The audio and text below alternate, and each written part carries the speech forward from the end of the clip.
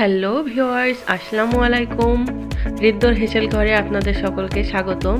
আশা করি আপনারা সবাই ভালো আছেন। আজকে আমি আপনাদের সাথে শেয়ার করব ঘরে থাকা অল্প কিছু উপকরণ দিয়ে কিভাবে দোকানের মতো পারফেক্ট টমেটো সস বানাতে হয়। তো চলুন দেখে নেওয়া যাক কিভাবে টমেটো সসটি বানাতে হয়।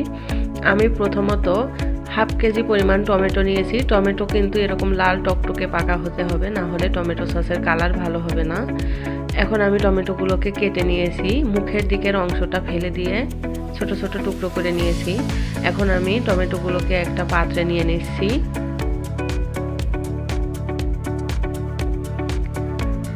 টমেটোর ভিতরে দিয়ে দিছি অল্প পরিমাণ পানি। টমেটো থেকে যেহেতু পানি ছাড়বে, এজন্য অল্পই দিতে হবে পানি। এখন আমি টমেটোটা সিদ্ধ করে নেব। আমি 2টা তেঁতুল ভিজিয়ে রেখেছি, তেঁতুলের কাঠ বের করব, এই জন্য। টমেটোটা আমার সিদ্ধ হয়ে গিয়েছে, এখন আমি এটা ব্লেন্ডার করে নেব। ব্লেন্ডারে ব্লেন্ড করে নিচ্ছি টমেটোটি। এখন আমার ব্লেন্ড করা হয়ে গেছে। একটা পাতলা সুতি কাপড়ে এটা দিয়ে ছেঁকে নিচ্ছি। একটু সময় ধরে কাজটা করতে হবে।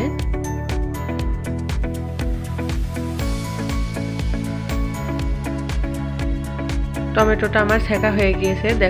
দেখুন কতগুলো শাঁস বের হয়েছে টমেটো থেকে। এখন আমি ছাঁকা টমেটোটুকু দিয়ে দিচ্ছি একটা প্যানে।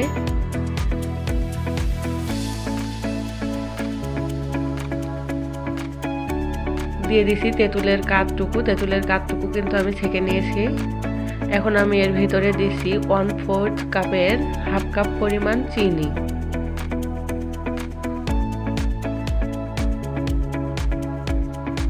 দিয়ে দিছি হাফ চা চামচ পরিমাণ শুকনো মরিচের গুঁড়া। মরিচের গুঁড়াটা একটু বেশি দিয়েছি, কারণ আমার একটু ঝালটা বেশি পছন্দ, এই জন্য। এখন এগুলোকে নেড়ে চেড়ে আমি চাল করে নেব প্রায় 20 মিনিট সময় ধরে। আমার সসটা কিন্তু হয়ে এসেছে। এখন আমি এর ভিতরে আরও অল্প পরিমাণ চিনি দিয়ে দিচ্ছি, আর দিচ্ছি 2 চামচ পরিমাণ সাদা ভিনেগার।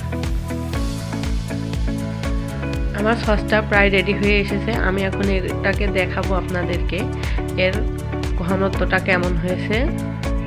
আমি একটা সমান পাত্রে একটু সস নিয়েছি, নিয়ে এটা কাত করে ধরলে যদি এরকম গড়িয়ে একবারে পানি না বের হয়ে আসে, তাহলে বুঝতে হবে যে সসটা রেডি হয়ে গেছে। এখন আমি সসটাকে ঢেলে নিচ্ছি একটা পাত্রে। আমার ভিডিওগুলো যদি আপনাদের ভালো লেগে থাকে, তাহলে অবশ্যই আমার পেজটাকে ফলো দিয়ে লাইক, কমেন্ট, শেয়ার করতে ভুলবেন না। দেখুন আমার টমেটো সসটা কত সুন্দর হয়েছে। এর কালার এবং এর ঘনত্বটা কিন্তু একদম দোকানের সসের মতো পারফেক্ট হয়েছে। সাথে থাকার জন্য আপনাদের অসংখ্য ধন্যবাদ।